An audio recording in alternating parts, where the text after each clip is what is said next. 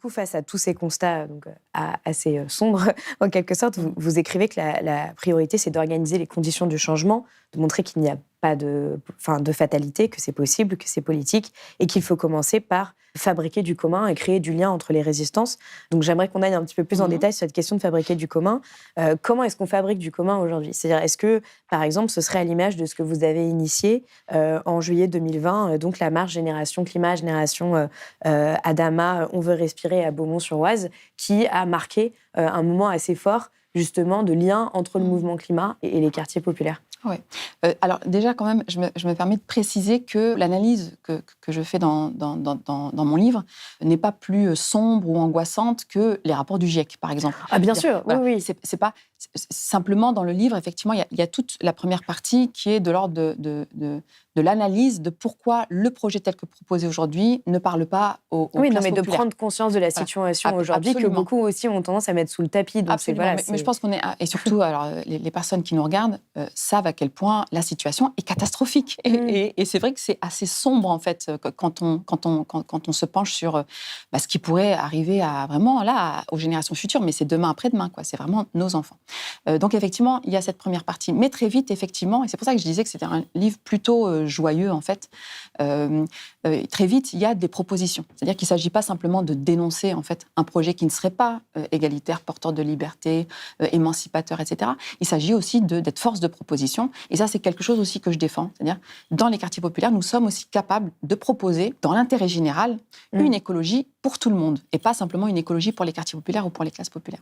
Et donc, là, effectivement, il y a un certain nombre de propositions assez concrètes. Et effectivement, il y a tout ce travail que je donne à voir dans le livre, ce qu'on appelle l'Alliance des luttes, Convergence des luttes. Et ça, c'est vrai que c'est un travail que je mène avec d'autres depuis déjà plusieurs années, entre le mouvement climat, le mouvement écologiste, et les quartiers populaires, et les questions centrales pour les quartiers populaires.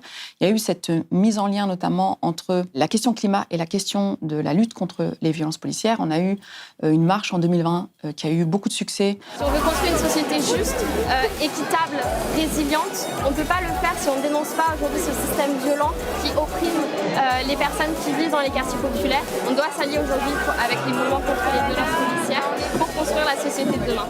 Autour de la Génération Adama, Génération Climat, on veut respirer.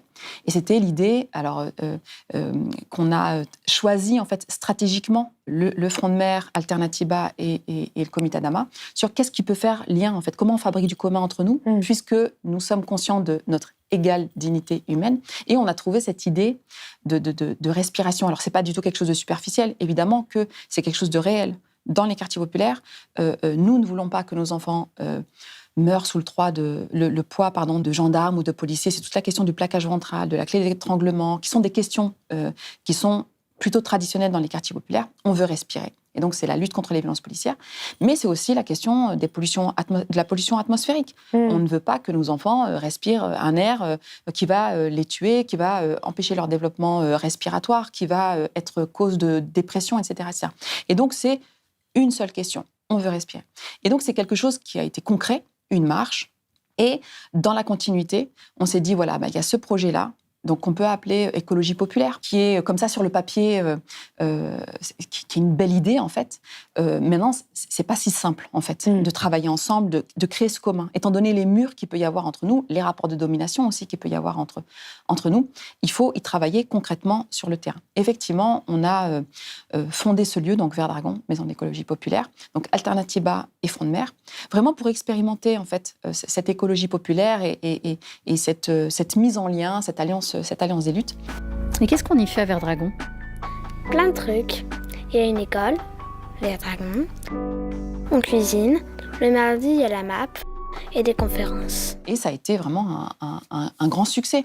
Oui, mais ce que vous racontez, c'est que justement, quand vous avez créé cette première maison de l'écologie populaire en France pour essayer d'associer justement les quartiers populaires, les quartiers pavillonnaires, les blancs, les non-blancs dans un projet commun, dès que vous l'avez annoncé, il y a vraiment une volonté de détruire le projet avec des attaques, et c'est là que ça peut paraître étonnant, qui sont venues de la gauche avant de venir de l'extrême droite. Condamner l'octroi, si c'est Marianne qui l'a fait, je le vérifierai, l'octroi bien sûr. de 1000 m² à cette association Front de mer. Absolument. vous le condamnez sans aucune réserve. Sans aucune réserve. Absolument. Oui, alors, mais j'en parle surtout pour montrer. Alors, d'une part, que quand on nous dit « mais pourquoi vous n'êtes pas écolo dans les quartiers ?» C'est surtout pour dire « mais regardez, quand on veut être écolo et faire de l'écologie, en fait, on nous en empêche. » C'est pour ça que je disais, nous ne sommes pas les oubliés de l'écologie. Nous sommes les entravés, en fait, dans l'accès à la question écologiste. Et donc, oui, c'était pour montrer concrètement, en fait, comment se manifestent ces entraves. Je voulais montrer effectivement, d'autre part, à quel point les attaques ne viennent pas du camp auquel on pense comme ça naturellement, l'extrême droite, qu'au niveau local, le champ qui empêche l'auto-organisation des quartiers populaires, sur toutes les questions politiques, pas la question uniquement de l'écologie, sur toutes les questions qui permettent de reprendre du pouvoir, en fait, sur son sort, sur le sort de ses enfants, les attaques viennent de la gauche. Toute la gauche. Là-dessus, je suis très concrète dans le livre. Enfin, je veux dire, c'est quelque chose qui est vérifiable. Effectivement, on a été attaqué par les leaders des principaux partis politiques de gauche en France. Ça paraît complètement... Et comment est-ce qu'ils justifiaient ces attaques, justement ? Alors, ils ne le justifiaient pas. C'est-à-dire qu'il y a une déconnexion en France entre ce qui se passe au niveau local, dans les quartiers populaires, et ce qui se passe au niveau national. C'est-à-dire qu'on peut tout à fait avoir de grands discours au niveau national pour dire à quel point on protège les populations des quartiers populaires, on protège les immigrés, les descendants de l'immigration, on lutte contre les violences policières même ces dernières années, etc. On lutte contre l'islamophobie. Il peut y avoir comme ça des grands discours, et les mêmes, au niveau local, font tout pour empêcher que les quartiers populaires et du pouvoir politique. Et ça, c'est quelque chose qui n'est visible que si on milite au niveau local, en fait. Je veux dire, la contradiction qu'il peut y avoir entre les deux échelles, le national et le local, n'est visible que pour des gens qui travaillent, qui militent dans les quartiers populaires. Vous dites que ce qui revient aussi, c'est le côté on va donner 963 mètres carrés à des femmes pour boire du thé, quoi. Ah oui, non, mais c'est ça. Alors là, il y a plusieurs choses. Ou porter des projets anti-républicains. Voilà, absolument. Alors, mais cette histoire de siroter le petit thé à la menthe, effectivement, j'en parle parce que il y a tout, en fait, sur pourquoi nous, les femmes descendantes de l'immigration africaine, musulmanes, habitant les quartiers populaires, pourquoi nous avons été empêchés d'avoir, un lieu en France. En fait, il n'y en a pas 30 000 en France, des lieux auto-organisés dans les quartiers populaires. Bon, il y a celui-là. Qui n'est pas subventionné, qui est autonome.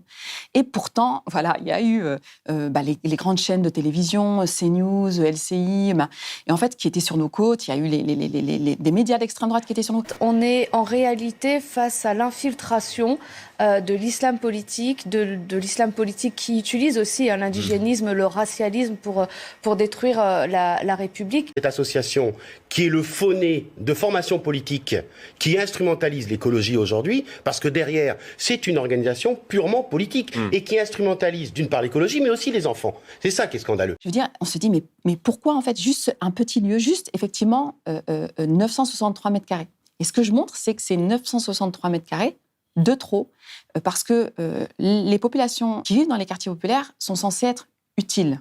Voilà, elles sont utiles au capital, elles sont utiles, y compris à gauche d'ailleurs, on pose la question de l'utilité pour dire, mais ces gens-là, si on doit les tolérer en France, c'est parce que ces personnes sont indispensables pour tel ou tel secteur d'activité en pénurie, pour le bâtiment, pour la restauration, etc. Nulle part, quand vous parlez aux patrons ou quand vous parlez aux salariés, dans les entreprises, le débat sur l'immigration existe. C'est pas un sujet. On en a besoin. Et ça, c'est censé être un discours progressiste. Mais en réalité, c'est un discours qui sous-humanise cette population, puisqu'on l'a réduit à sa force de travail, on l'a réduit à son utilité. Et donc, quand on parle du petit thé à la menthe, c'est comme pour dire, mais ces femmes-là, mais vous n'avez que ça à faire que de siroter votre petit thé à la menthe, que de faire de la politique. Allez plutôt préparer le café, allez plutôt nettoyer, allez plutôt... etc. Donc, c'est vraiment, empêcher cette population de faire de la politique, en fait. Vraiment, Et c'est ça, l'écologie. C'est faire de la politique. Sinon, si c'est simplement être informé, sensibilisé, si simplement servir de réservoir, en fait, d'énergie, de toute façon, ça ne marche pas. Donc, l'écologie, si on est sincère, c'est de dire, voilà, dans quelle mesure ces personnes ont le pouvoir de changer les choses. Et alors, si je parle de Verdragon aussi, et je finis par ça, parler de cette expérience, c'est aussi pour dire qu'on a gagné quand même. Oui. C'est aussi pour dire, voilà, il ne faut pas hésiter, en fait, à lancer ce type de projet dans les quartiers populaires. Ça marche. Alors, c'est sûr qu'on est attaqué.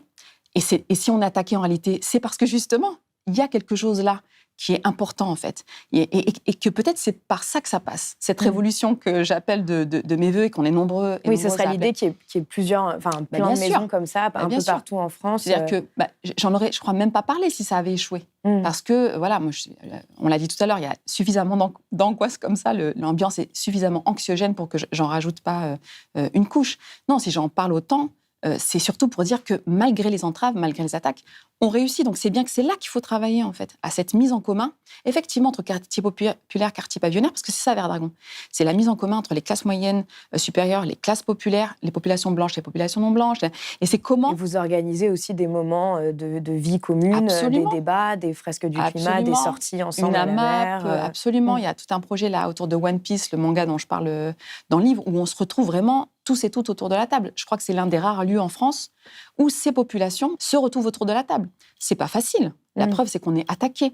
Mais je veux aussi montrer que c'est possible. Mais une fois que ça existe, en fait, c'est lancé. Ça marche et vous avez l'impression que ça a un impact au niveau local. Bien sûr, et on ne pouvait pas perdre, en fait. C'est ça que je veux montrer. On part tellement de rien, en fait, qu'on ne peut pas perdre. Dès lors qu'on défend un projet, encore une fois, de protection, de protection du vivant, de libération de la terre, un projet autour de la liberté, de l'émancipation, pour moi, on ne peut pas perdre. Il faut s'y mettre, quoi. Il faut travailler. C'est pas facile, mais en tout cas, je pense qu'à la fin, on gagne, quoi.